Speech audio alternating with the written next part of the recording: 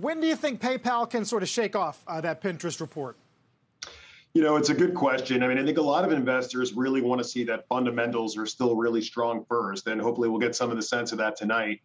And then I think some long-term investors really want to check in with management again after those headlines and kind of just take their pulse on what their M&A strategy really is before they get back into the stock in a big way.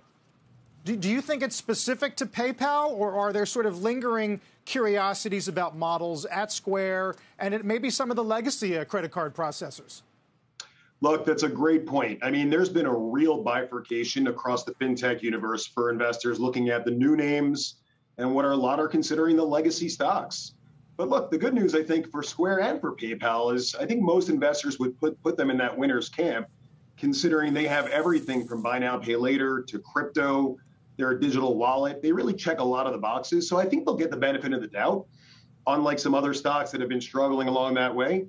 But they really do have to show the numbers. And I think, again, investors really want to get a sense of what their strategy is in terms of M&A and capital allocation now.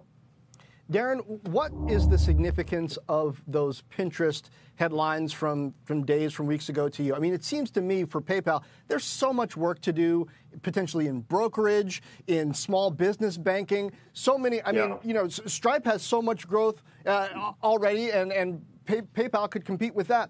I was confused about why they would even consider doing it. Is that some of the explanation that you were talking about that analysts might want? Absolutely. I mean, at the end of the day, they have a lot that they're doing already. There's a super app that they're really trying to upgrade to provide a lot more capability around their digital wallet. So I think investors didn't think they necessarily needed such a big acquisition of a company that a lot of investors feel kind of questionable about right now. But, you know, I think what's happening is management is a very forward-looking management team here. Dan Schulman he's really a visionary around fintech. And he sees a convergence between fintech and social commerce, like we see with Facebook, for that matter, right? I think he's trying to look ahead a little bit, but investors really want to see execution on the current opportunities now as well.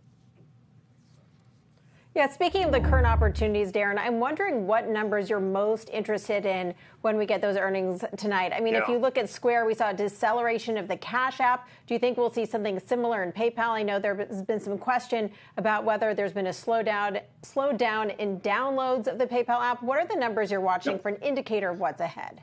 It's a great point. You know, look, the very important KPIs for PayPal are the net new actives that are added, along with TPV, the volume growth rate that we pretty much always look for in terms of quarterly and annual results.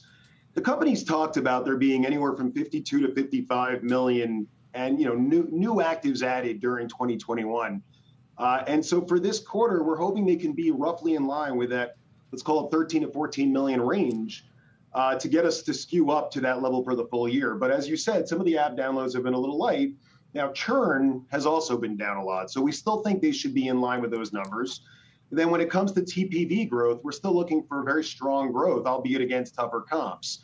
But net, listen, PayPal's still a 20% plus compounder from our perspective, still in the winners camp. So I think these data points are a little bit more for the short-term investors, check the box. But long-term, really, it's more about the strategy that they want to check the box on before getting back in a big way.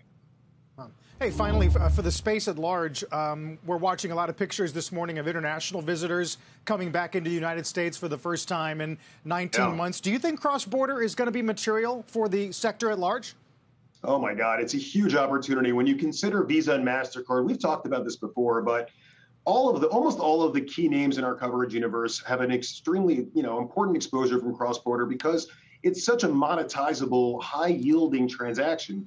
Visa, MasterCard, we've said 40% of their legacy revenues is cross-border generated, even though less than 10% of their volume is cross-border. So when that comes back, if it's still only at about 80 to 90% of 19 levels, and really 60 to 70% travel versus 19, that could be a big, big tailwind for those stocks, among many others in our coverage.